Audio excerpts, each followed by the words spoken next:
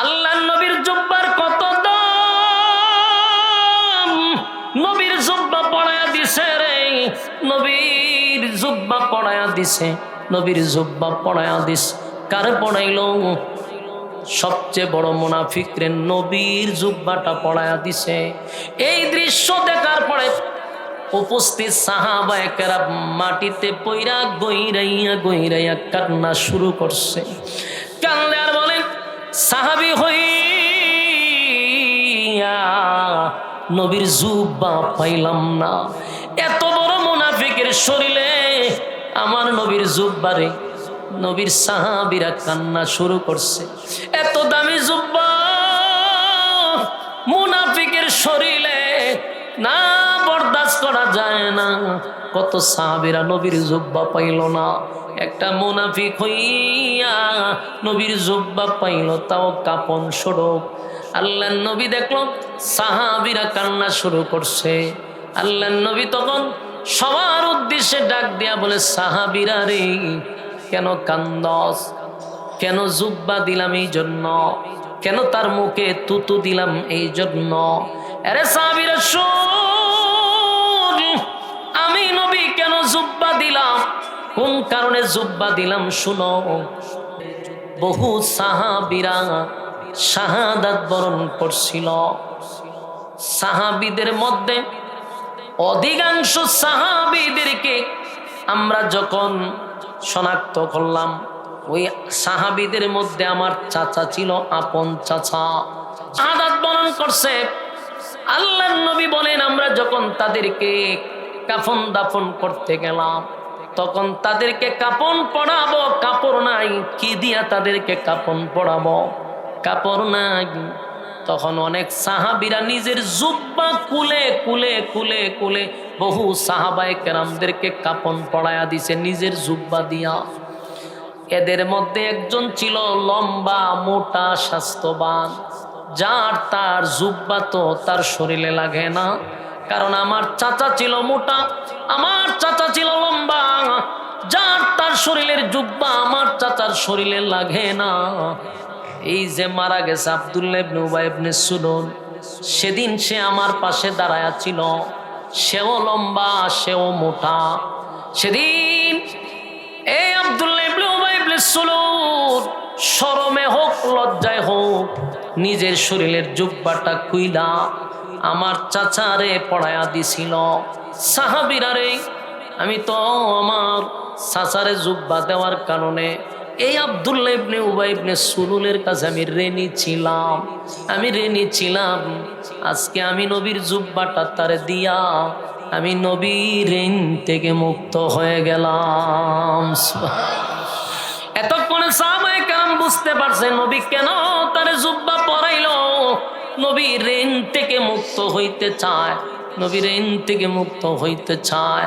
আল্লাহর নবীর এই কথাগুলি শুনে সাহাবায়ে কেরামরা বুঝতে পারল ঘটনা হইল এখানে।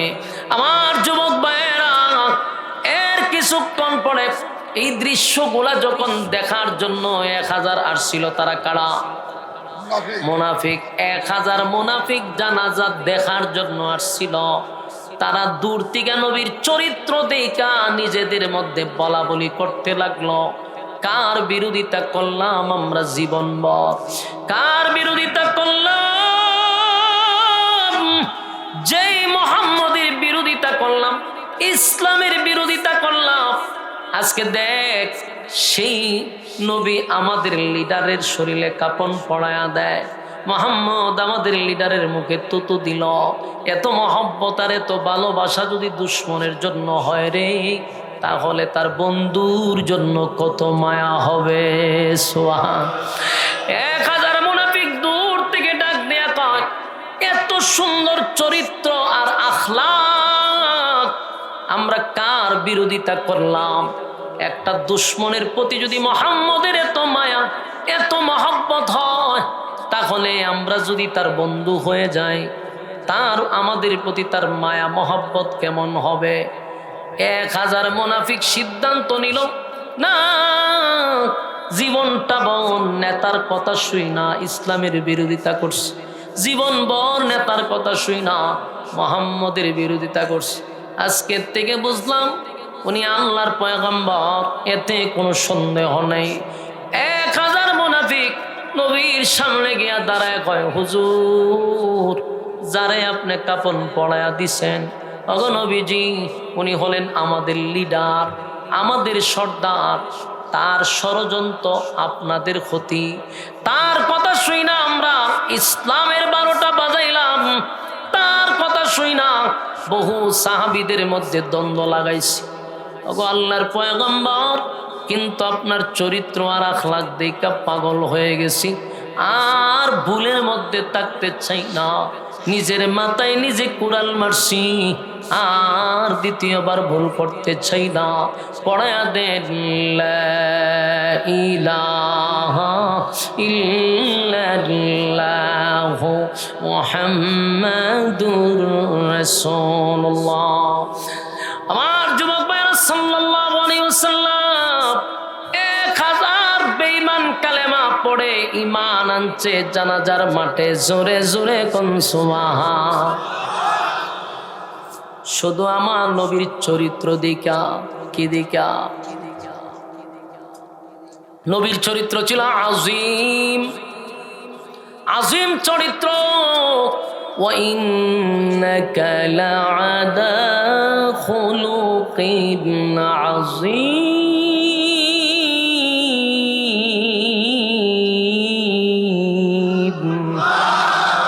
আল্লাহ কয়, খুলুক আযীম আপনাকে দান করলাম। বন্ধু, এই চরিত্রের কাছে যে যায় সে পাগল হয়ে যায়। আল্লাহর নবীর কথা শুই না বেঈমানটা 1000 কালেমা পড়ছে। যখন কালেমা পড়ছে, বলুন তো দেখি মরছে কয়টা? আরো জোরে, কালেমা পড়ছে কয়টা? 1000 কালেমা পড়লো, একজন মরল, 1000 কালেমা পড়লো। এই দৃশ্য দেখার পরে মোটামুটি সাহাবীদের মধ্যে একটু আনন্দ আসছে যে যাক, মুনাফিক না হয় একটা মরল, কিন্তু বাকি মুনাফিকরা তো এখন কালেমা পড়েই মানছে। সাহাবীরা মোটামুটি খুশি, কিন্তু একজন সাহাবী এখনো খুশি না, উনি হলেন হযরত ওমর। ওমর কেন খুশি না জানেন? ওমরের কথা হলো, এতক্ষণ না হয় নবী জানে না, কিন্তু এখন তো নবী জানছে।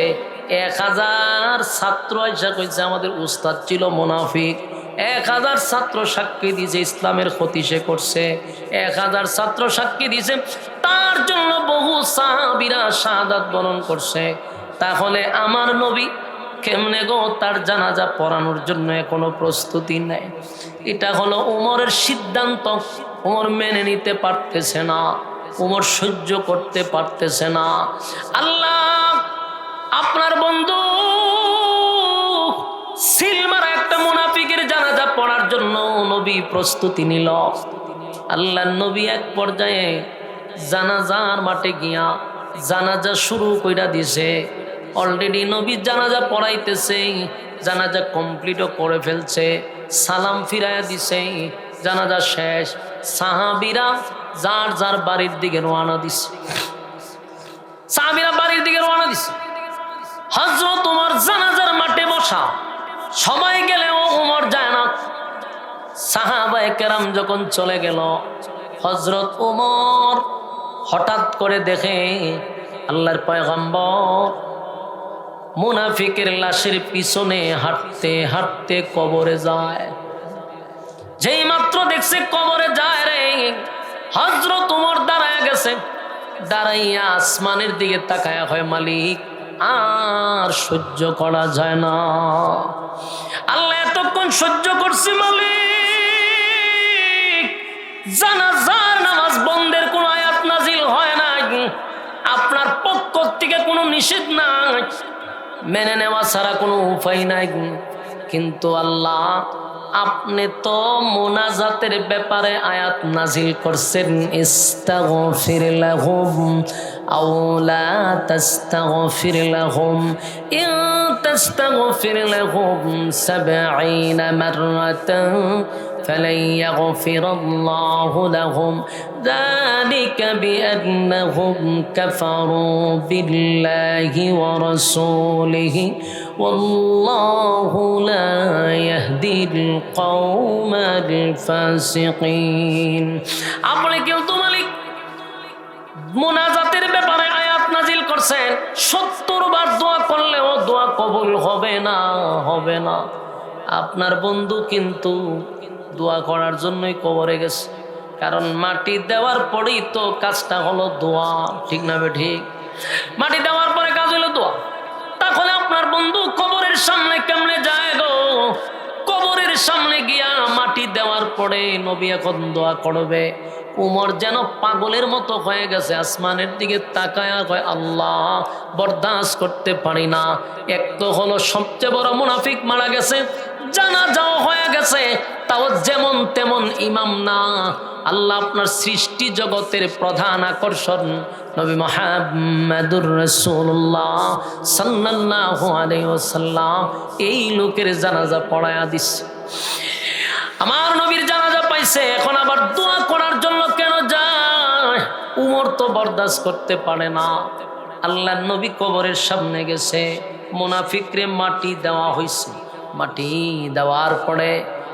দেওয়ার পরে এখন আল্লাহর হাবিব কবরের সামনে গিয়া 2টা হাত তুললাম মুনাফিকের জন্য দোয়া করবে যেই মাত্র 2টা হাত তুলছে এমনি জিবরাইল নবীর সামনে এসে হাজির হয়ে গেছে জিবরাইল বলে হুজুর হাত লামান পয়গম্বর হাত লামান আগে শুনেন আল্লাহ কি কয় ওগো নবীজি আপনার ওমরের সিদ্ধান্তটা আল্লাহর কাছে বড় পছন্দ সুবহান আমার যুবক ভাইরা এই উমরকে চিনো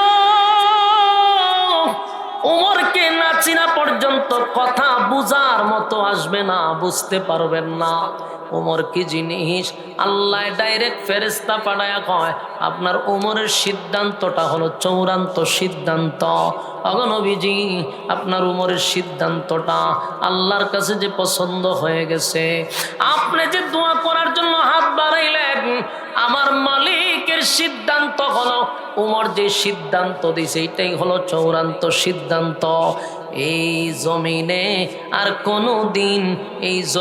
কোনো দিন আপনি মুনাফিকের জানাজা পড়বেন না মুনাফিকের জানাজা এই পৃথিবীতে আর কোনো দিন হবে না চিৎকার দিয়া কোন সুবহান হযরত উমর কিন্তু বারবার আসমানের দিকে তাকায়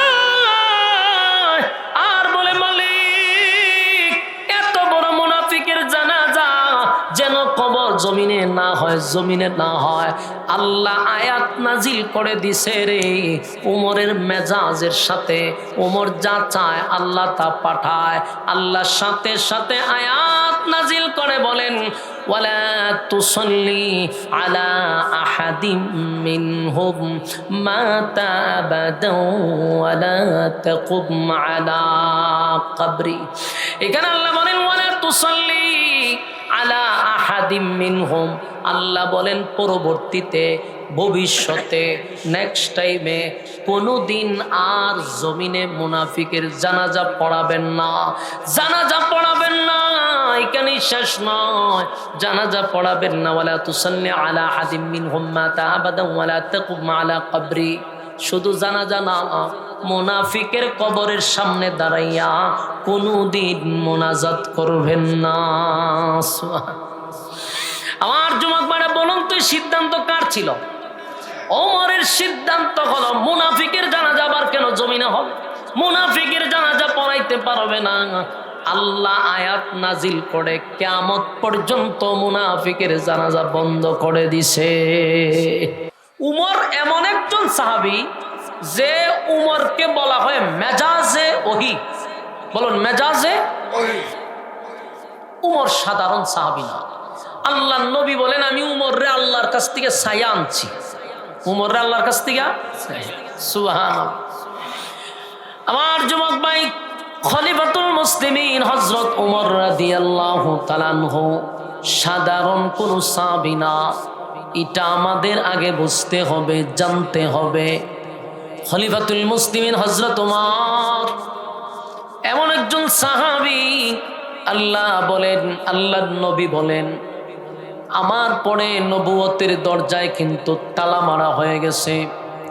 যদি আমার পরে কোনো নবী রাসূল আল্লাহ দুনিয়ার জমিনে পাঠাইতো, তাহলে হযরত ওমরকে আল্লাহ নবী বানায়া পাঠাইতো। সুবহানাল্লাহ। ওমর এমন একজন সাহাবী, আপনারা ওমরের বিষয়গুলা বোঝার দরকার। মদিনায় একবার হযরত আলী রাদিয়াল্লাহু তাআলা আনহু, উনি একবার ঘুমের ঘরে স্বপ্ন দেখে, স্বপ্নে দেখতেছে হাবিবে কিবরিয়া মসজিদে নববীর ভিতরে উনি নামাজে দাঁড়াইছে, সাহাবায়ে কেরাম নবীর পিছনে দাঁড়াইছে, এমন কি সাহাবায়ে কেরামরা নবীর পিছনে দাঁড়াইল। আলী রাদিয়াল্লাহু তাআলা আনহু নবীর পিছনে দাঁড়াইছে নামাজে। নামাজ যখন শেষ হয়ে গেছে, সালাম ফিরাইছে। আল্লাহর নবী সালাম ফিরাইয়া সাহাবীদের দিকে মুখ দিয়া বসছে। হযরত আলী জিকির আজকার করে, দোয়া পড়ে উনি সবার আগে আগে মসজিদে নববী থেকে বাহির হয়ে গেছে। যেই মাত্র দরজার সামনে গেল, দরজার সামনে গিয়া দেখে একজন মহিলা একটা টুকরির মধ্যে কতগুলা খেজুর নিয়ে দাঁড়ায় আছে, বিভিন্ন জাতের খেজুর। মহিলা ডাক দিয়া বলে, আলী রে, এই খেজুরগুলা নবীর হাতে নিয়ে দিবা, আর বলবা আমার বাগানের প্রথম খেজুর, আমার বাগানের প্রথম খেজুরটা যেন সব সাহাবীদের মধ্যে বন্টন করে দেয়, নবী নিজে খায় এবং সবাইকে যেন দেয়, আর আমার জন্য যেন দোয়া করে, আল্লাহ যেন আমার প্রথম গাছের খেজুরের মধ্যে বরকত দেয়। হযরত আলী খেজুরের টুকরি নিয়ে নবীর সামনে দিলেন। আল্লাহর নবী সেই খেজুরের টুকরির থেকে একটা খেজুর হযরত আলী রাদিয়াল্লাহু তাআলা আনহুর মুখে দিছে। হযরত আলী রাদিয়াল্লাহু তাআলা আনহু মুখে দেওয়ার সাথে সাথে উনি যখন খেজুরটা চিবাইতেছিলেন, হঠাৎ করে শুনে বেলালে আজান দেয়। তার মানে এতক্ষণ যা দেখছে এটা কি বাস্তবে না স্বপ্নে? স্বপ্নের যুগে দেখছে। বেলাল যখন আজান দিছে, হযরত আলী রাদিয়াল্লাহু তাআলা আনহু বলেন, স্বপ্নের যুগে রাসূল আমাকে যে মুখে খেজুর দিছিল, আমি ঘুম থেকে জাগ্রত হইয়া দেখি সেই খেজুরের বিচি আমার মুখে আছে। হযরত আলী ওযু করে দৌড়াইয়া মসজিদে নববীর মধ্যে গেলেন, গিয়া দেখে সেখানে ইমামতির মুসল্লায় দাঁড়ায় আছে হযরত খলিফাতুল মুসলিমিন ওমর রাদিয়াল্লাহু তাআলা আনহু ইমামতির মুসল্লায় দাঁড়ায় আছে। হযরত আলী পিছনে গিয়া নামাজে দাঁড়াইলেন। নামাজ শেষ করে হযরত ওমর পিছন দিক থেকে ঘুরাইয়া চেহারার সামনে দিয়া সাহাবীদের সামনে বসছে। তাসবিহগুলা পড়লেন, দোয়াগুলি পড়লাম। হযরত আলী সবার আগে বাহির হয়ে গেছে। বাহির হইয়া যে দরজার সামনে গেছে, গিয়া দেখে ওই মহিলা টুকরি নিয়ে দাঁড়ায় আছে। হযরত আলীর কাছে জিনিসটা কিন্তু আশ্চর্য লাগছে। আশ্চর্য লাগার কথা না? ঘটনা তো আমি স্বপ্ন দেখছিলাম। এই মহিলা হযরত আলীরে ডাক দেয়া, কয়, আলী, এই টুকরির মধ্যে অসংখ্য অগণিত জাতের খেজুর আছে, এই খেজুরটা নিয়ে হযরত উমরের কাছে দিবা।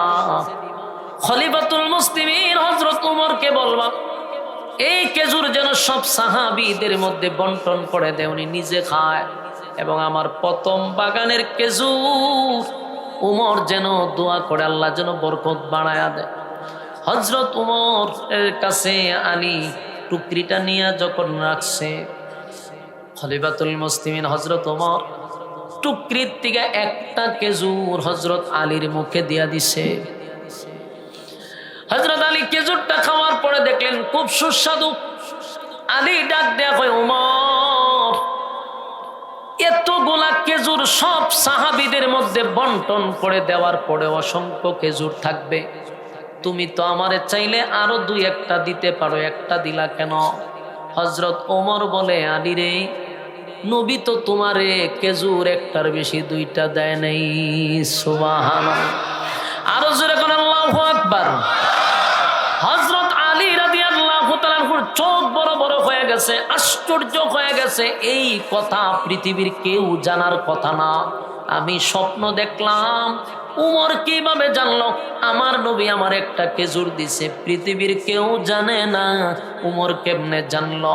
হযরত আলী ডাক দিয়ে বলে, উমর, আমি তোমার কাছে জানতে চাই, এই কথা পৃথিবীর কেউ জানে না। আমি তো গতকালকে স্বপ্ন দেখছি আমার নবী আমার একটা খেজুর দিছে। এই কথা তুমি কেমনে জানলা? তোমার কাছে কি কোনো এলহাম আসছে নাকি? ওমর কয়, না, আমার কাছে কোনো এলহাম আসে নাই, আমি কারো মাধ্যমেও জানি নাই। আলী বারবার জিজ্ঞাসা করে, ওমর, আমাকে বলতে হবে কি পাওয়ার আছে তোমার কাছে যে আমি স্বপ্ন দেখলাম তুমি কেমনে জানলা? হযরত ওমর বলেন, আলী, বান্দা যদি আল্লাহর হয়ে যায় তাহলে আল্লাহও বান্দার হয়ে যায়। আমার যুবক ভাইরা, আমি শুধু উমরকে চিনাইতে চাই। উমর সাধারণ কোন সাহাবী না। উমর জান্নাতের একজন সার্টিফিকেট প্রাপ্ত সাহাবী। উমর সাধারণ কোন সাহাবী না। উমরের মেজাজ মতো আল্লাহ 21 জায়গায় কোরআনের আয়াত নাজিল করছে। উমর সাধারণ কোন সাহাবী না। আমি আরো কয়েকটা ঘটনা বলি, তাহলে বুঝতে পারবেন উমর কারে কয়। উমর যেই রাস্তা দিয়া হাঁটতো সেই রাস্তা দিয়া ভুলেও কোনো শয়তান প্রবেশ করত না। শয়তান ভুলেও রাস্তা দিয়ে যাইত। কারণ আমরা জানি মানুষের সঙ্গে কি থাকে, শয়তান থাকে। এই যে আপনারা এখানে বসছেন, আমি সহ আমাদের সকলের সাথে একটা করে কি আছে, শয়তান আছে। এই শয়তান যে থাকে আমাদের সাথে, এটা সবার সাথে থাকে। এখন যে মজলিসে বসছেন, আল্লাহ রাসূল বলেন, নাজালাত আলাইহিমুস সাকিনা, যখন তোমরা দ্বীনি মজলিসে বসবা তখন উপর থেকে সাকিনা, রহমত নাজিল হয়। এখানে শয়তান বসতে পারে না। তাহলে এতগুলো মানুষ যেখানে বসছে, এদের কাঁধে কি নাই? শয়তান নাই। শয়তান নাই এখানে। তাহলে এই শয়তানগুলো গেল কোথায়? এরা যায়ও নাই, আপনাকে ছেড়ে যাবে না, মৃত্যু পর্যন্ত আপনার সাথে থাকবে। তাহলে এখন কোথায়? বলে এখন এখানে নাই, এটার এরিয়ার বাহিরে আছে, প্যান্ডেলের বাহিরে আছে, স্টেজের পিছনে আছে, ওই দিকে আছে। কারণ এরা যাইতে পারে না। তো যখন দেখবেন প্যান্ডেলের বাহিরে অনর্থক কেউ যায়, তখন আগের থেকেই তো হের উপরে একটা শয়তান করে আসে। আর এখন যে এতগুলা শয়তান এদিকে এর উপরে বর করে, তখন দেখবেন এরা স্বাভাবিক থাকে না, এরা হয়ে যায় অস্বাভাবিক। কথা বুঝতেছেন নি? অস্বাভাবিক যদি না হয়, এমন একটা মাহফিল বছরে কি 2-3 বার হয় না? বছরে একবার। বছরে একবার একটা মাহফিল হয়, এখানে বসতে পারছেন আপনি, বুঝেন না এরা কি পরিমাণ ভর করছে। মিনিমাম 50টার উপরে, তার উপরে ভর করছে, নাহলে এখানে বসতে পারে না। কেন এখানে বসতে পারে না? মানেই হলো তার সাথে শয়তান অনেকটা না, কয়েকশো, তার বসতে দেয় না। এই জন্য যারা বসে গেছেন বাচ্চা গেছেন, যারা বসতে পারেন না বুঝবেন ভর করে লাগছে শরীর। ঠিক না? ঠিক। শয়তান যেখানে নাই তার আরেকটা বাস্তব প্রমাণ। আপনারা মানুষ যেমনই হয়েছেন, ঠিক এতটুক মানুষ হই, যদি এটা দ্বীনি মজলিস না হইতো, রাজনৈতিক মঞ্চ হইতো, অথবা কোনো নেতা আসতো, এখানে ককের জ্বালা আপনারা বসতে পারতেন না। এতটুক মানুষকে নিয়ন্ত্রণ করতে কয়েকজন পুলিশ আনতে হইতো। নাহলে দেখেন চেয়ার ভেঙে গেছে, নাহলে বিড়ি খাইতেছে, নাহলে টানতেছে, কি করতেছে কি না, কেমন অন্ধকার লাগাই দেয়। কেন? ওগুলোর মধ্যে শয়তান থাকে তো। আর এখানে শয়তান না থাকার কারণে এতগুলো মানুষ এক জায়গায় বসে রয়েছে, কেউ কারোর সাথে কথাও বলে না, বিড়িও টানে না। কারণ বহু লোক আছে এখানে যারা এটা টানে, কিন্তু এখানে জিন্দিগিতে একটা টান দিবে না। তারা নিষেধও করা হয়েছে না। কেন দেয় না? কারণ বর্তমানে তার শরীরে শয়তান নাই। ঠিক না? ঠিক।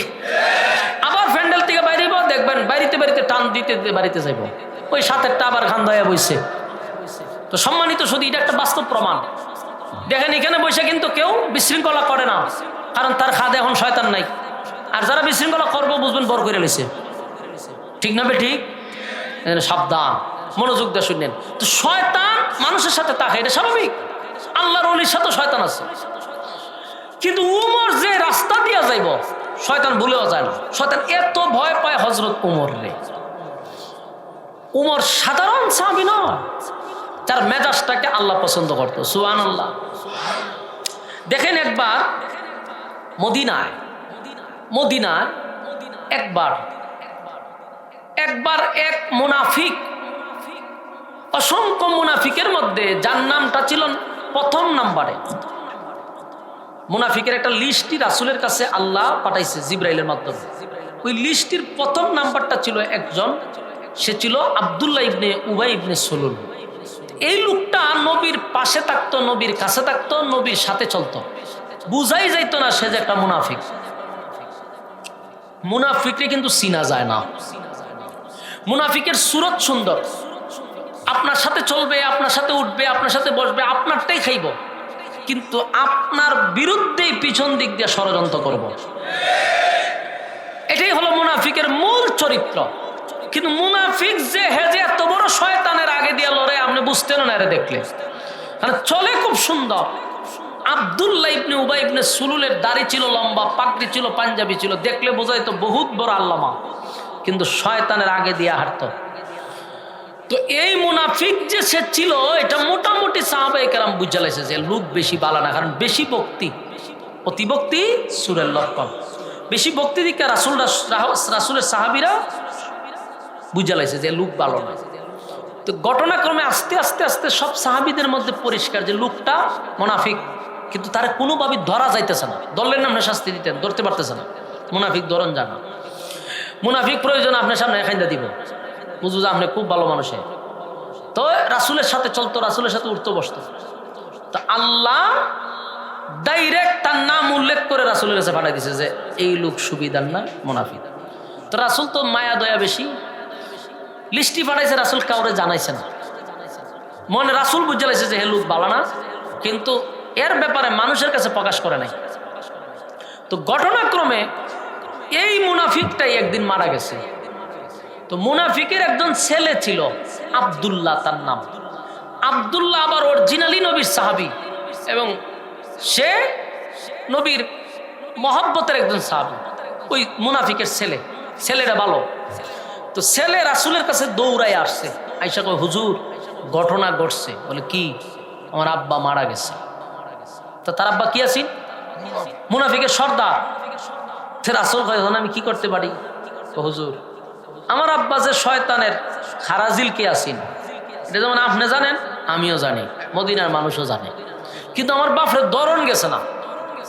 এখন যেমনই হোক হুজুর, খারাপ তো খারাপ হই, কিন্তু আমার তো আব্বা, আমার মায়া লাগে, আমার তো বাপ। এখন আমি কি করব? আমার বাপ যদি আমার সামনে জাহান্নামের আগুনে জ্বলে, হুজুর আমি কেমনে সহ্য করি? আমার বাপ তো খারাপ হয়েছিল, কিন্তু এখন আমার তো বাপ। রাসূল করেন আমার করণীয় কি? বলে হুজুর আমার আব্বার জানাজারা যদি আপনি পড়াই দিলাম, তাহলে আমার মনে হয় যে আপনার জানাজার মারফতে আমার আব্বার আল্লাহ মাফ করে দিব। সুবহানাল্লাহ। তো রাসূলের ভিতরে দয়া মায়া বেশি না। রাসূল চিন্তা করলো আমার এক জানাজায় যদি একজন মানুষটা আল্লাহ মাফ করে দেয়, অসুবিধা কি? পড়াই দিব, অসুবিধা না, যাও। খালি কথা বলতে দিয়েছে, আব্দুল্লাহ ওইটা দৌড় মারছে। দৌড় মাইরা যারে সামনে পাইছে তারে তাবাদা ধরে বলছে, শুনছো আমার আব্বা যে মারা গেছে, জানাজা রাসূল পড়াবে বলে আরেক জায়গা বলছে। বলতো তো সারা গ্রামে গঞ্জে শহরে বন্দরে সব জায়গা প্রচার করে দিচ্ছে। এমন প্রশ্ন হলো দৌড় মারলো কেন? কারণ তারা সাহাবী, জানে যে আমি যদি এখানে বসে থাকি, জিবরাইল আসবে, আয়াত নাজিল হবে, আমার বাপের জানাজার অলরেডি 14 গোষ্ঠী উদ্ধার হয়ে যাবে। তাই আমার জানাজা যেন বন্ধ না হয়, এই জন্য দূর মেরে গেছে, গিয়ে আবার মানুষকে জানাইও দিচ্ছে। যার কাছে খবর যায় যে নবী জানাজা পড়াবে, সেই আশ্চর্য হয়, সর্বনাশ এত বড় মুনাফিকের জানাজা নবী পড়াবে, আশ্চর্য হয়ে যায়। আমার যুবক ভাইরা, গোটা মদিনার অলিতে গলিতে, শহরে বন্দরে সব জায়গায় খবর পৌঁছে গেছে আব্দুল্লাহ ইবনে উবাই ইবনে সুলুলের জানাজা নবী পড়াবে। যেই মাত্র বলছে নবী পড়াবে, সাহাবায়ে কেরামরা শুনে আশ্চর্য হয়ে গেছে। আল্লাহর নবী তো জানতো রে এই লোকটা মুনাফিকের সর্দার, আমার নবী মুনাফিকের সর্দারের জানাজা কেমনে পড়াবে? মানুষ জানাজার ময়দানে যাওয়ার কথা না, যেই মাত্র শুনছে নবী জানাজা পড়াবে, তাই সাহাবায়ে কেরাম বাধ্য হইয়া জানাজার মাঠে উপস্থিত হইছে। কিন্তু কোন সাহাবীর মনে কোনো আনন্দ নাই, মনের মধ্যে বড় কষ্ট। যেই লোকটার কারণে ইসলামের এত ক্ষতি হইল, যেই লোকটার মাধ্যমে ইসলামের ভিতরে বিভিন্ন ধরনের ষড়যন্ত্র হইল, বহু সাহাবীরা ষড়যন্ত্রের শিকার হয়ে শাহাদাত বরণ করল, আমার নবী কেমনে রে এত বড় মুনাফিকের জানাজা পড়ার জন্য নবী নিজেই প্রস্তুতি নিল। সাহাবায়ে কেরামদের মধ্যে কানাঘুষা শুরু হয়ে গেছে। এর মধ্যে এই খবর শুধু মুসলমানদের কান পর্যন্ত সীমাবদ্ধ না, এই খবর চলে গেছে মুনাফিকদের কান পর্যন্ত। 1000 মুনাফিক শুনছে তাদের লিডারের জানাজা নবী পড়াবে।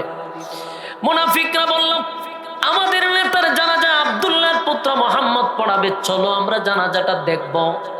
বলুন, জানাজা পড়বে না দেখবে? জানাজা দেখার জন্য গেল তারা মাঠে।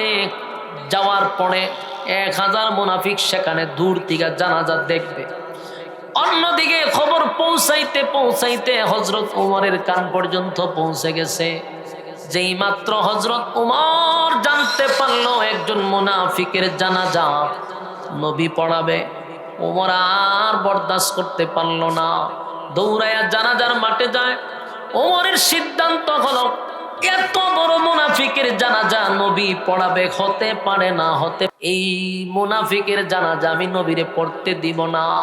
কেন রে? আমার নবী মুনাফিকের জানাজা পড়াবে, এই জমিনে কোনো মুনাফিকের জানাজা হতে পারবে না। এটা হলো উমরের সিদ্ধান্ত। কিন্তু জানাজার মাঠে যাওয়ার পরে উমর চিন্তায় পড়ে গেছে, আমি যদি গিয়া নবীরে বলি হুজুর আপনি জানাজা পড়াইতে পারবেন না, তাহলে আমি উমরের পক্ষ থেকে এটা আদেশ হয়ে যায়। কি হয়ে যায়? আমি উমরের পক্ষ থেকে নবীর প্রতি আদেশ হয়ে যায় রে। আর নবীদেরকে তো আদেশ করা যায় না, আদেশ অথবা নিষেধ স্বয়ং আল্লাহ করবে। আমি উমর তো ডাইরেক্ট নবীরে আদেশ এবং নিষেধ করার ক্ষমতা রাখি না। উমর কিন্তু খুব বেগে গেছিল, রাগান্বিত হইয়া যে কেমনে আমার নবী এত বড় মুনাফিকের জানাজা পড়াবে। কিন্তু কাছাকাছি গিয়া উমর বুঝতে পারছে ডাইরেক্ট নবীরে নিষেধ করার ক্ষমতা আমার নাই, আদেশ করার ক্ষমতা নাই।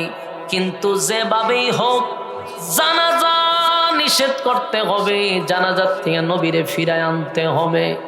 ওমর পাগলের মতো হয়ে গেছে। অন্যান্য সাহাবীরা তো নবীর সামনে সাহস নাই গিয়া বলবে হুজুর জানাজা পড়ায়ের না। উমর একটু সাহস বেশি, কিন্তু উমর নবীর কাছে গিয়ে আবার ফিরে আসছে।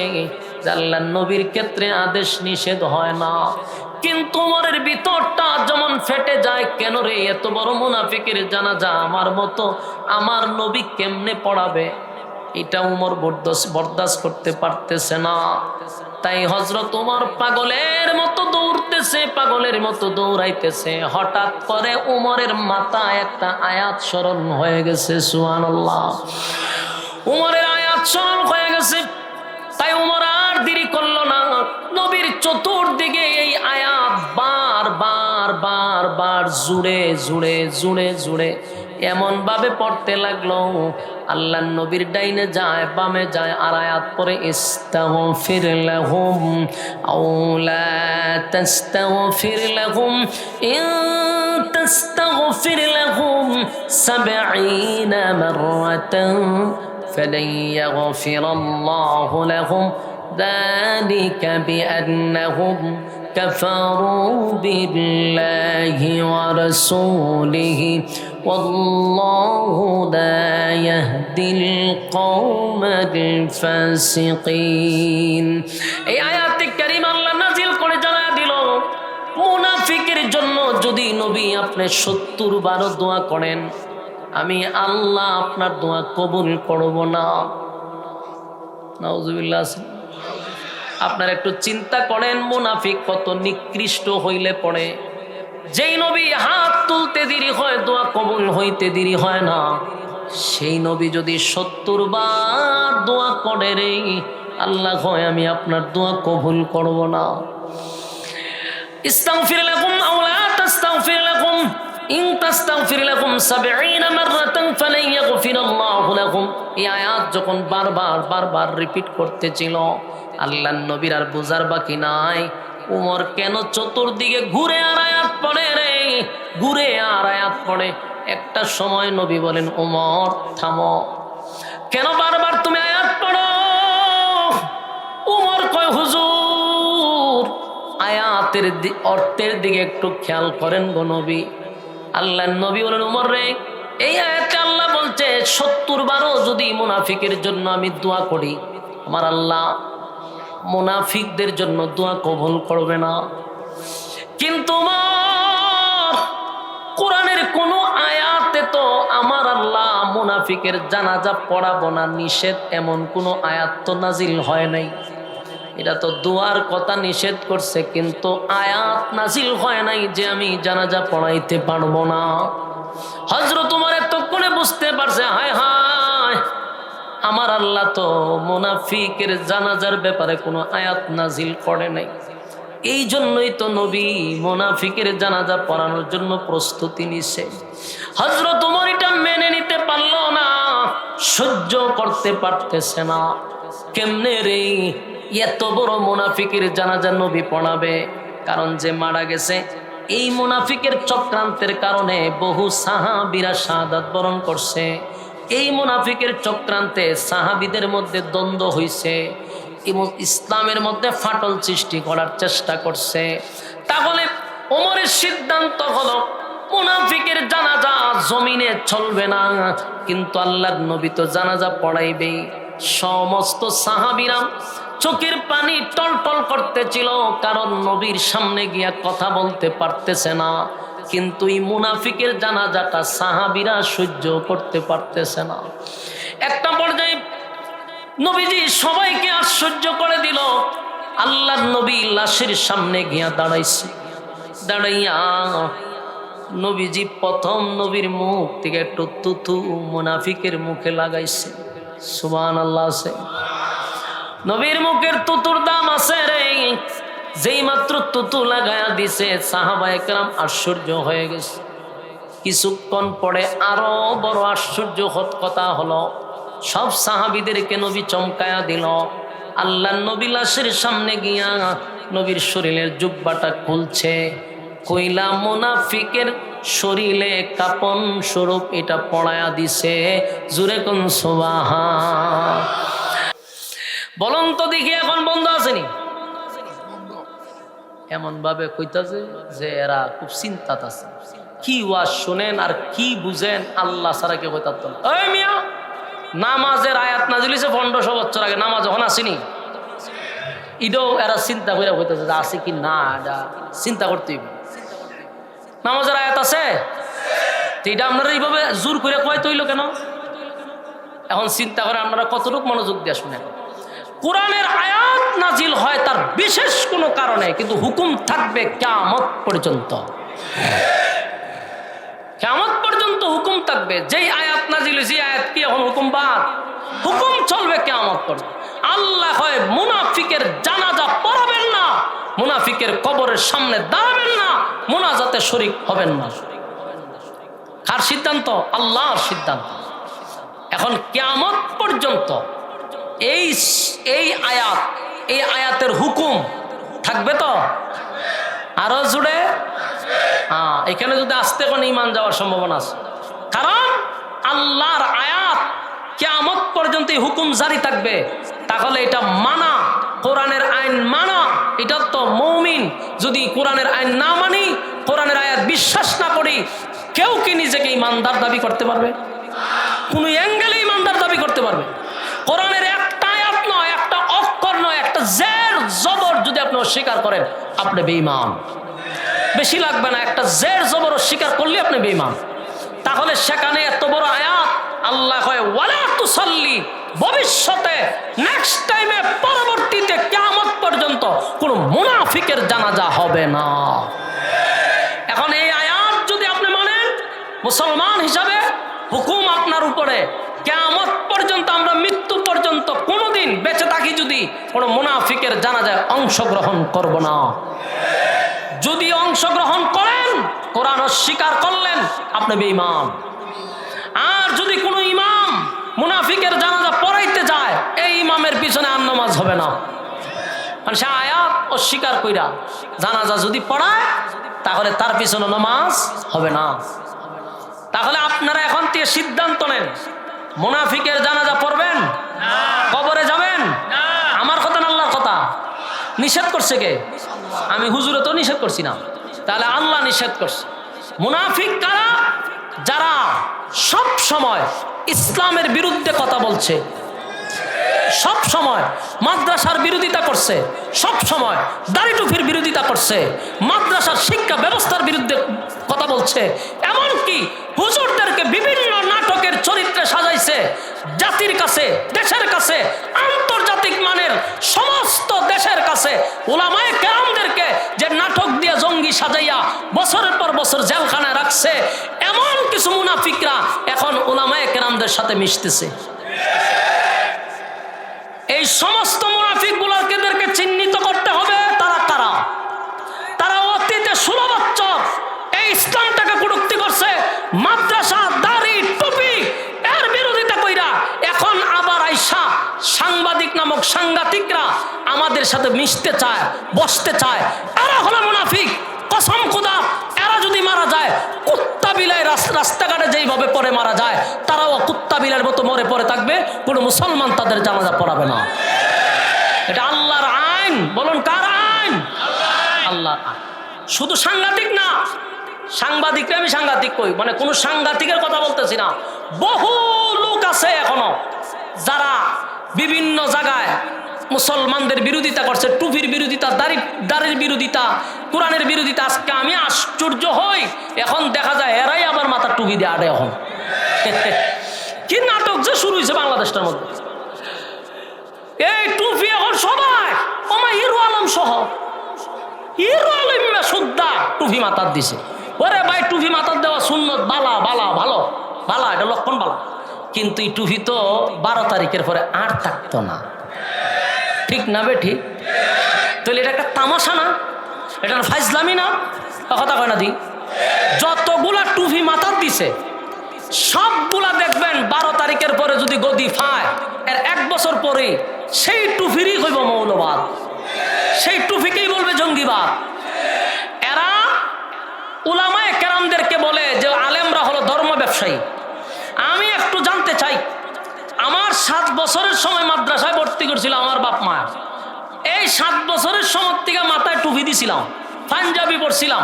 এর ভিতরে জীবন আর শার্টও পরছি না, প্যান্টও পরছি না। এখনো পাঞ্জাবি আছে, এখনো টুপি আছে। মৃত্যু পর্যন্ত সেই লেবাস নিয়েই যেতে চাই। আমার মতো বহু আলেমরা টুপি মাথার দিছে, আর কোনোদিন টুপি মাথার থেকে ফালায় নাই, পাঞ্জাবি পরছে আর শার্ট পরে নাই। তো আমরা তো লেবাস সবসময় একটাই। কিন্তু যারা সময় মতো লেবাস পরিবর্তন করে, ধর্মকে পুঁজি করে গদিতে বসতে চায়, এরা হলো ধর্ম ব্যবসায়ী, এরাই হলো দালাল। ঠিক কিনা বলেন? এই সমস্ত দালালগুলি সময়ে তারা বিভিন্ন রূপ ধারণ করে। 16 বছর দেখছিলাম 40 তসবি দিয়া ঢুকছিল, চেয়ারে বসছিল। এখনো দেখতেছি সেম সুরত, ওমা সবাই মাথার টুপি। বালা কথারে ভাই, টুপি মাথা দাও তো সুন্নত, বিরোধিতা তো করতেছি না। কিন্তু কসম খোদার 12 তারিখের পরে এদের মাথায় আর টুপি দেখবেন না। কারণ এরা টুপি দিয়া ব্যবসা করতে আসছে, টুপি দিয়া মানুষের ইমোশনালকে কাজে লাগাইয়া গদিতে বসতে চায়। গদিতে বসার পরে সেই টুপিওয়ালার বিরুদ্ধে আবার তারা বক্তব্য দিবে। অপেক্ষা করেন। এই জন্য আমি আপনাদেরকে বলি, যারা টুপি নিয়ে বিষোদ্গার, ইসলাম নিয়ে বিষোদ্গার করছে, সময় মতো তাদেরকে লাল কার্ড দেখাইয়া দিবেন। কথা বুঝতেছেন? সময় আসছে লাল কার্ড দেখানোর। আমার কথা হলো, যে কোনো দলের হোক, আমার তো এখানে কোনো পক্ষ বিপক্ষ নেওয়ার কোনো প্রশ্নই আসে না। কারণ আমি নিজেও কোনো প্রার্থী না, আমি কোনো রাজনৈতিক দলের কোনো নেতাও না। কিন্তু প্রশ্ন হলো, আমার ইসলামকে ছোট করবা, খাটো করবা, আমরা সার বিন্দু পরিমাণ আর দেব না। কারণ 16 বছর পর্যন্ত সবচেয়ে বেশি নির্যাতিত, নিপীড়িত, লাঞ্ছিত, অপমানিত আলেমদের চেয়ে বেশি আর কেউ হয় নাই। এই আলেমরা সব সময় লাঞ্ছিত, অপমানিত হয়েছে। আবার এখনো এই সরকারের আমলে আবার সেই আলেমদেরকে প্রধান নাটকের চরিত্রে ঢুকানোর চেষ্টা করতেছে। পশ্চিমাদেরকে খুশি করার জন্য বহু আলেমদেরকে জেলখানায় ইতিমধ্যে ঢুকানো হচ্ছে। যত জায়গাতেই মব হোক আর সন্ত্রাসী কায়দে হোক, দেখে দেখে টুপিওয়ালার দাড়িওয়ালাদেরকে মামলা দেয়, বাকি ফ্যান শার্টওয়ালাদের কোনো মামলা নাই, এদেরকে কোনো হাজতও নাই। এরা কাদেরকে খুশি করতে চায়? আগের তারা খুশি করছে দিল্লিকে, এখনের তারা খুশি করতে চায় পশ্চিমাকে। তো লাওয়ার খদুতে এর নাম তো একটু কথা কই না দি। সম্মানিত সুধী, এই জন্য আমরা আপনাদের সামনে যে কথাগুলি উপস্থাপন করি, এটা আমাদের ইমানি দায়িত্ব। এই কথাগুলি বইলা দেওয়া, আপনাদের কান পর্যন্ত পৌঁছায়া দেওয়া, মানা না মানা আপনার দায়িত্ব। সময় মতো আপনারা লাল কার্ড দেখাইবেন। কথা কি বুঝতেছেন? কারণ এটাই আমাদের সবচেয়ে বড় এখন হাতিয়ার। কারণ আমরা বুঝে শুনে ঠান্ডা মাথায় আমরা কাজ করব। রাজি আছি ইনশাআল্লাহ? আমার যুবক ভাইরা, তাহলে আসুন, এই যে আয়াতটা নাজিল হইল, আল্লাহ আজ থেকে ১৫০০ বছর আগে নাজিল করছে। এখন পর্যন্ত আয়াত আছে, কিয়ামত পর্যন্ত তার হুকুম থাকবে। তার মানে আল্লাহ নিজেই বলছে কোনো মুনাফিকের জানাজা জমিনে হবে না।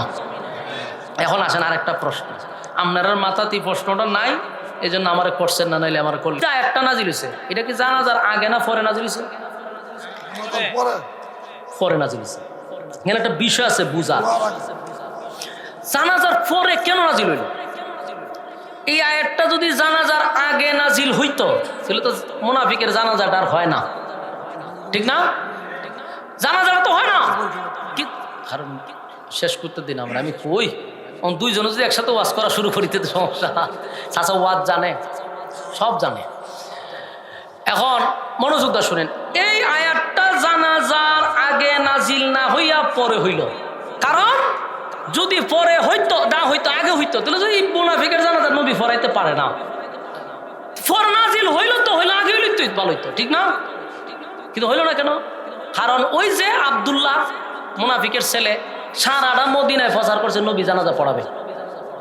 এখন যদি আয়াত নাজিল হয়, নবী যদি জানাজা না পড়ায়, নবীর জবানের ওজন থাকে না।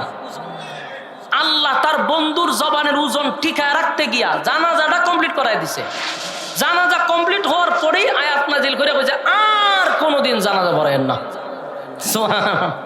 বন্ধুরে বুঝাইছে এটা তো হয়ে গেছে গা, আপনার জবানের ইজ্জত, আপনার লোড ওজন ধরে রাখার জন্য আমি পড়াই দিছি, ভবিষ্যতে আর যেন মুনাফিকের জানাজা না হয়। সুবহান।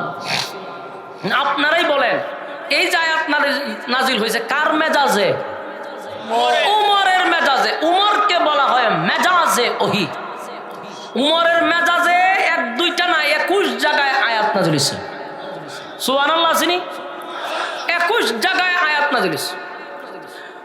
মদিনায় একবার উমর তখন অর্ধ পৃথিবীর বাদশা, তখন উমর নামাজ পড়তেছে। হঠাৎ করে ভূমিকম্প শুরু হয়েছে মদিনায়। উমর লড়তেছে নামাজের মধ্যে, নামাজ শেষ করে লাঠি লই একটা ভারী মারছে, তোর ফেডের ভিতরে আমার রাসূল সাহিত্য, আবু বকর সাহিত্য, আমি নামাজ পড়তেছি, তো লরস্কা। এই যে কইছে লরস কেড়ে, আজকালও মদিনায় আর ভূমিকম্প হইছে না। সুবহানাল্লাহ। বাড়িতে গিয়া আপনারা যদি বিশ্বাস না করেন, মদিনায় গিয়ে জিগান, ওখানকার যারা থাকে, আমরা বাঙালি সবারই জিগেছি যে ভাই আসলে কি আর কোনোদিন ভূমিকম্প হয়েছে না? মদিনার এরিয়ার ভিত্তি এই পর্যন্ত ভূমিকম্প আর হয়েছে না। একবারে ভূমিকম্প বন্ধ তো বন্ধ, এখন পর্যন্ত মদিনায় ভূমিকম্প হয় নাই। বিভিন্ন জায়গা হইতে পারে, কিন্তু মদিনার এরিয়ার ভিত্তি এখনো হয় নাই। হবে দাজ্জাল আসলে পরে ভূমিকম্প একবার হবে, এটা ভিন্ন আলোচনা।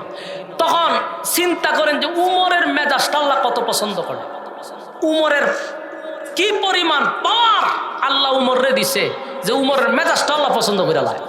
সেই উমররে দেখলে শয়তান পর্যন্ত ভয় পায়। উমরকে আল্লাহর রাসূল নিজে আল্লাহর কাছ থেকে ছায়া আনছে। সেই উমর কি কোনো অ্যাঙ্গেলে একটা নির্দোষ মানুষকে বলেন, কিন্তু গোটা মদিনায় লারা পড়ে গেছে গা যে উমর একটা নির্দোষ মানুষকে হত্যা। ইয়াদ আসেনি? আচ্ছা, ইয়াদ থাকলে হয়েছে। এখন খবর হলো কি, উমর একটা নির্দোষ মানুষকে হত্যা করছে। এখন বলুন, ওই সময় সাংবাদিক ছিল না। কি ছিল না? সাংবাদিক ছিল না। প্রচার কেমনে করবো? মুখ মিডিয়া আছেন। কি মিডিয়া? মুখ মিডিয়া। একজনের মুক্তি আরেকজনের মুক্তি আরেকজন। আরেকজন এটা একটা প্রচার করে দিছে, ভুয়া প্রচার, যে উমর নির্দোষ মানুষ করছে। আমার যুবক ভাইরা, গোটা মদিনায় যখন আলোড়ন হয়ে গেল, মদিনার অলিতে গলিতে মানুষ যখন ছোটাছুটি করতে লাগলো আর বলতে লাগলো, কেমনে রে উমর একটা নির্দোষ মানুষকে হত্যা করছে। এমনকি মদিনার সবাই জানে উমর নির্দোষ মানুষকে হত্যা করছে। আল্লাহর হাবিবের কাছে মামলা কইরা দিছে। নবীর আদালতে মামলা মানে সাধারণ বিষয় না, কারণ শরিয়া আইন হলো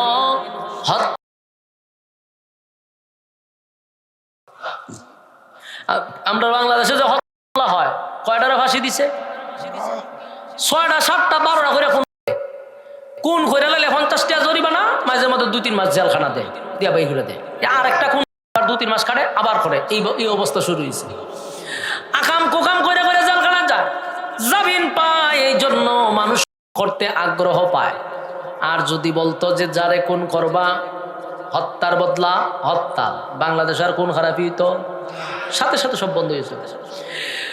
রাসূলের আদালতে খলিফাতুল মুসলিমিন হযরত ওমরের বিরুদ্ধে যখন হত্যা মামলা দিয়া দিল, আল্লাহর নবী তখন হইল বিচারক, মদিনার বিচারক নবী নিজে। গোটা মদিনায় একটা তুলপাড় শুরু হয়ে গেছে, কান্নার রোল পড়ে গেছে, সবাই চতুর্দিক দিয়ে কান্না শুরু করছে। তোমরা জানো নি হযরত ওমর নির্দোষ মানুষটারে হত্যা করছে, নির্দোষ মানুষকে কেমনে হত্যা করলো রে? চতুর্দিকে যখন আনাগোনা শুরু হয়ে গেল, কান্নার রোল পড়ে গেছে। আল্লাহর হাবিব বিচারক, হযরত ওমর হইল আসামি, বিচারক হইল নবী, আর আসামি হইল ওমর। সুষ্ঠু তদন্ত করলো, তদন্তের কোনো বাকি রাখে নাই। নবীজি তার তদন্ত কমিটি দিয়া ইচ্ছা মতো ভালো করে একটা তদন্ত করে দেখে, আসলেই যেই লোকটারে মারছে সে কোনো দোষ করে নাই। দোষ হইল নবীর বিচার তার পছন্দ না করে আরেক জায়গায় গেছে। এটা তো কোরআনেও নিষেধ নাই, নবীর পক্ষ থেকেও নিষেধ নাই, তাহলে একদিক দিয়া সে একদম নির্দোষ, ঠিক না? নির্দোষ মানুষটারে নবীর সাহাবী হযরত ওমর যখন হত্যা করল, আল্লাহর নবীর কাছে যখন মামলা করে দিল, মামলা যখন হয়ে গেছে, হযরত ওমর আসামির কাঠগড়ায় উমরে দাঁড় করাইছে। মদিনার মানুষ চতুর্দিক দিকে ঘেরাও করছে, হায় হায় আজকেই তো রায় হবে, উমরকে মৃত্যুদণ্ড দেওয়া হবে। কান্নার রোল পড়ে গেছে। আমার নবী নিজেই চিন্তিত। কেন চিন্তিত? নবীর লোক ফাঁসি দিবে এই জন্য না, নবী চিন্তিত এই কারণে, উমর এত সচেতন একটা সাহাবী, যে উমরে আমি আল্লাহর কাছ থেকে ছায়া আনছি। উমর কামনা করলো কি? একটা নির্দোষ মানুষকে উমর কেন হত্যা করলো?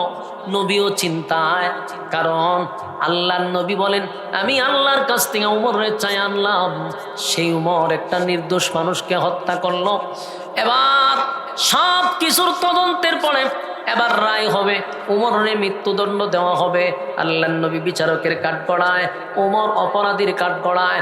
যেই মাত্র রায় দিবে, ঠিক এই মুহূর্তে জিবরাইল নবীর সামনে এসে হাজির।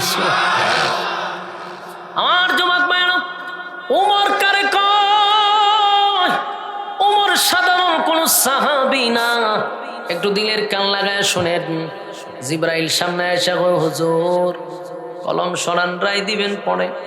রায় হবে গো নবী, পড়ে আগে শুনেন আমার আল্লাহ কি কয়।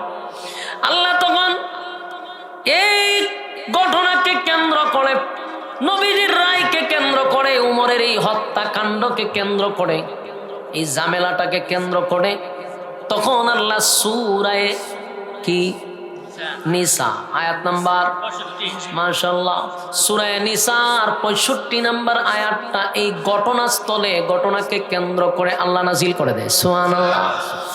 আল্লাহ এই সূরা 65 নম্বর আয়াত নাজিল করে জানায়া দেয়, ও নবীজি শুনেন, আপনি তো রায় দিবেন উমরের ব্যাপারে, আপনি বিচারক, আর উমর হইল অপরাধী।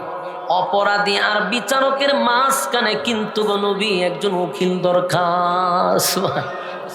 আগে নবীজি আপনি বিচারক, উমর হইল অপরাধী, আর এই মামলা লড়ার জন্য একজন উকিলের দরকার। আজকের মামলার উকিল স্বয়ং আল্লাহ।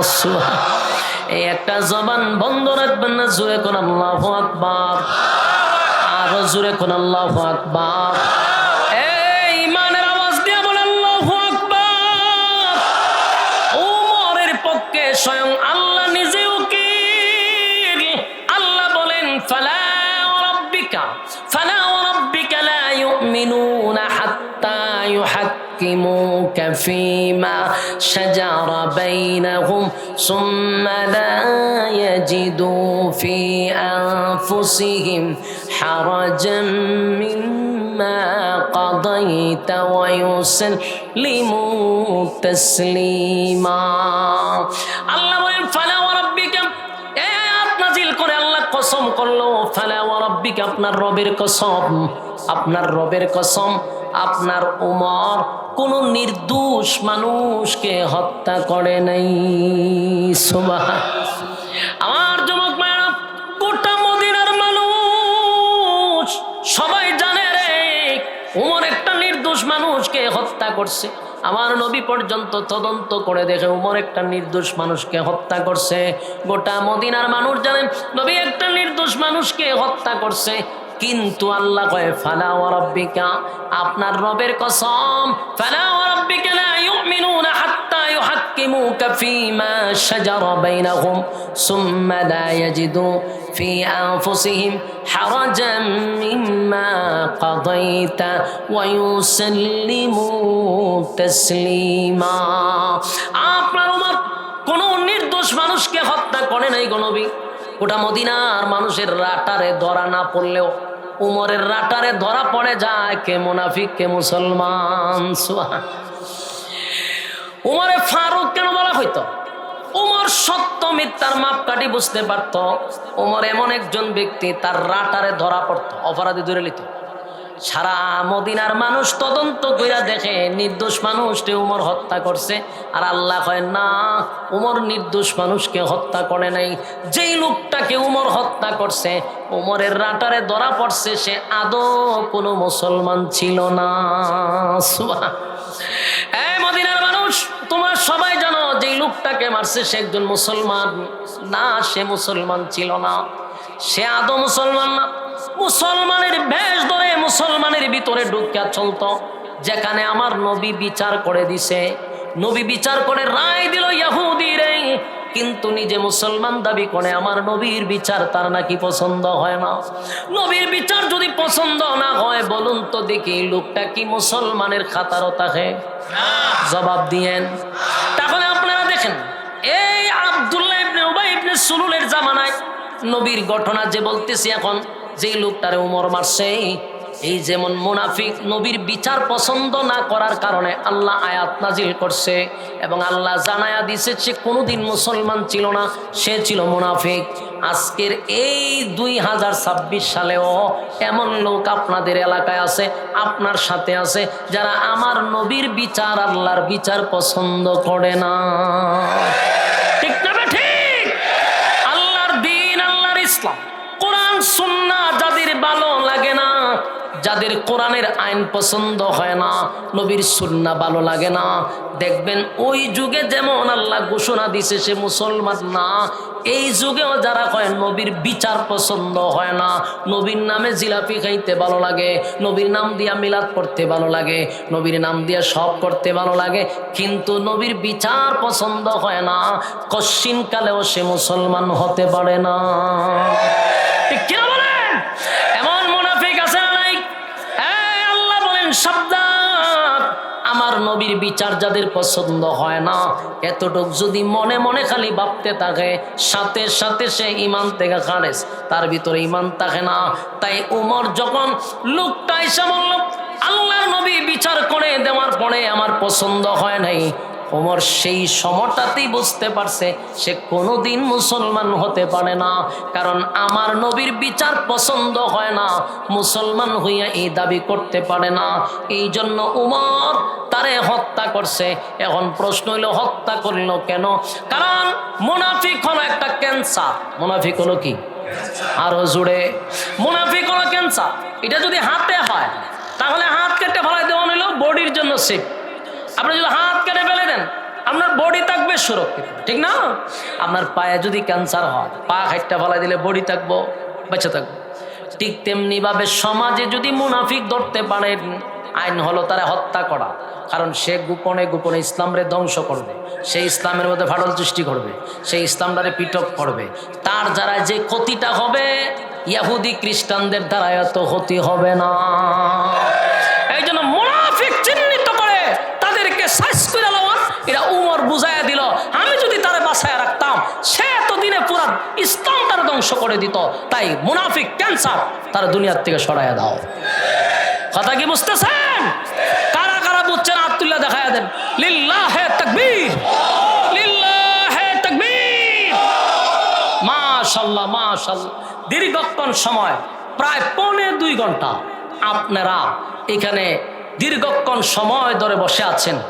এত লম্বা সময় এই সার্ভিস দিয়ে আমার দিয়ে জীবনও করানো সম্ভব ছিল না।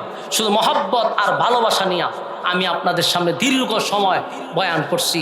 আমার একটা নিয়ম হলো, দুনিয়ার যত বড় স্বাগতম হেলিকপ্টার দিনেও 1.5 ঘন্টার উপরে আমার কথা বলা সম্ভব হয় না। এই জন্য আমি লম্বা সময় দিছি। জাস্ট শাহিনুর ডাক্তার সাহেবের কারণে, উনি আমার এলাকায় থাকে, অনেক সুনাম ওনার। আমার নিজের ওয়াইফ পর্যন্ত ওনার কাছে কয়েকবার গেছে। আমি তো জানতাম না যে ওনার বাড়ি কেন, হেরা যদি না যাইতো তো জানি না তো আমি। উনি ডাক্তার সাহেব, আমার সন্তান লয়ে গেছে, বাচ্চা কাচ্চা লয়ে ওনার কাছে কয়েকবার গেছে। পরে যখন জানলাম যে উনি আমাদের এলাকার এখানের, তখন আমি বুঝতে পারছি। পরে আরেকবার আমার বাচ্চা লয়ে যাওয়ার পরে অনেকগুলা গিফট দিছে আমারে, বই খাতা টাতা বিভিন্ন জিনিস। আমার আর জীবনে ডায়েরি কিনা লাগতো না, যেই পরিমাণ ডায়েরি দিছে আর যেই পরিমাণ কলম দিছে আমি দুনিয়ায় লিখকেও শেষ করতে পারতাম না। এই জন্য আমরা দোয়া করি, বিশেষ করে 2 মুরব্বী যে উনিও গেছিল এর আগেও। আপনারা এই একটা বাজারের মাহফিল, সমস্ত ব্যবসায়ীরা মিল্লা, এরপরে এলাকাবাসী মিল্লা যে একটা উদ্যোগ নিছেন, এটা অত্যন্ত ভালো একটা লক্ষণ খারাপ না। কারণ ব্যবসায়ীরা চাইলে একটা কনসার্টও করতে পারতো। কথা কই না দি? দেখেন ব্যবসায়ী মহল্লায় 35তম বার্ষিক, তার মানে আমার জন্মের 1 বছর আগ থেকে হইতেছে। আমার এখনো 35 হয়েছে না, জন্মের আগ থেকে। যে সময় শুরু হয়েছে সে সময় কি জানেননি যে আমি বক্ত এখানে একবার আমার না, কারণ 35 বছর আগে আমার এখনো এখানে এই জায়গাও গেছে না বয়স। আচ্ছা যাক, তো বিষয়টা হইলো এটা লক্ষণ ভালো। ব্যবসায়ী ভাইদের যে একটা ত্যাগ, আল্লাহ তাআলা প্রত্যেকটা ব্যবসায়ীদের ব্যবসার মধ্যে বরকত দান করুক। আমরা সবাই ব্যবসায়ী ভাইদের জন্য দোয়া করি। তারার একটা যে সুচিন্তা, ভালো চিন্তা, যে আমরা কনসার্ট না করে, গান বাজনা না করে একটা ধর্মীয় অনুষ্ঠান ওলামায়ে কেরামদেরকে ইনভাইট করে এই সুন্দর 35 বছর ধরে যে ঐতিহ্যটা ধরে রাখছে, আমরা দোয়া করি প্রত্যেকটা ব্যবসায়ীরা আল্লাহ বরকত বাড়ায় দেক, তাদের ব্যবসা বাণিজ্যের মধ্যে বরকত বাড়ায় দেক, কামাই রোজগারে বরকত বাড়ায় দেক। সবার জন্য আমরা দোয়া করি। আর বিশেষ করে এই এলাকায় ময়মুরব্বী যারা কবরে গেছে আমরা সবার জন্য দোয়া করব। আর দীর্ঘক্ষণ সময় যারা আপনারা বসে রয়েছেন মোনাজাতটা করে যান। আপনারা এত সময় ধরে মৌমাছির মতো যে বসে রয়েছেন, একজনও উঠেন নাই, আমি এটা ফলো করছি যে শেষ পর্যন্ত আপনারা উঠেন নাই। আমি আপনাদের কাছে কৃতজ্ঞ এবং আপনারাও আমার জন্য দোয়া করবেন, আমি আপনাদের জন্য দোয়া করি। বিশেষ করে আরেকটা সুসংবাদ হলো, আমার জন্য দোয়া করবেন এই কারণে, আমি যে এলাকায় থাকি এখানে একটা মাদ্রাসা আমি করছি। এক সময় মাদ্রাসাটাকে দেখে আসবেন এক সময় গিয়ে। এরা তো দেখে আসছে, প্রায় 100% জায়গা নিয়ে এখন একটা মাদ্রাসা করছি। এখানে পুরাটা জায়গায় এই ওয়াজ মাহফিলের টাকা। আমি কোনো গান থেকে ছাইও আনি না, কারো কাছে খুঁজিও না। পুরা মাহফিলের টাকা দিয়ে 100% জায়গা এবং 3টা ভবন, এখন বিশাল এরিয়া। শুধু মাদ্রাসা করছি এমনটা না, 2.5-3 বছরের ভিতরে পুরা বাংলাদেশে হেফজখানায় 3 নাম্বার হয়েছে আমার মাদ্রাসার ছাত্র। 3 নাম্বার বুঝেন কত হাজার মাদ্রাসার ভিতরে ভালো হয়েছে। তো দোয়া করবেন। 8 টিভিতে আছে আমার মাদ্রাসার ছাত্র, চ্যানেল 24 আছে আমার মাদ্রাসার ছাত্র। তো যেমন মাদ্রাসা করছি সুন্দর করে, এমন পড়ালেখার মান সর্বোচ্চ বাড়াইছি। কোনো ছাড় নাই পড়ালেখা নিয়ে। আপনারা দোয়া করবেন আল্লাহ তাআলা যেন এটার ধারাবাহিকতা মৃত্যু পর্যন্ত ধরে রাখতে পারি। দোয়া চাই সবার কাছে। আল্লাহুম্মা সাল্লি আলা মুহাম্মদ ওয়া আলা আলি মুহাম্মদ কামা সাল্লাইতা আলা ইব্রাহিম। আর এই ওয়াজই করতে পারতেছি না, জিন্দেগির কাম আমার শেষ। আপনি কি করেন? মরে যাবো তো, মারা যাবো আপনি যদি এটা বলেন। এমনি তোমার শরীরে সেত উঠতেছে, আমি মাটি কাটছি এমন কষ্ট হয়েছে আমার। আল্লাহুম্মা আমিন। রব্বানা যালামনা আনফুসানা ওয়া ইন লাম তাগফির লানা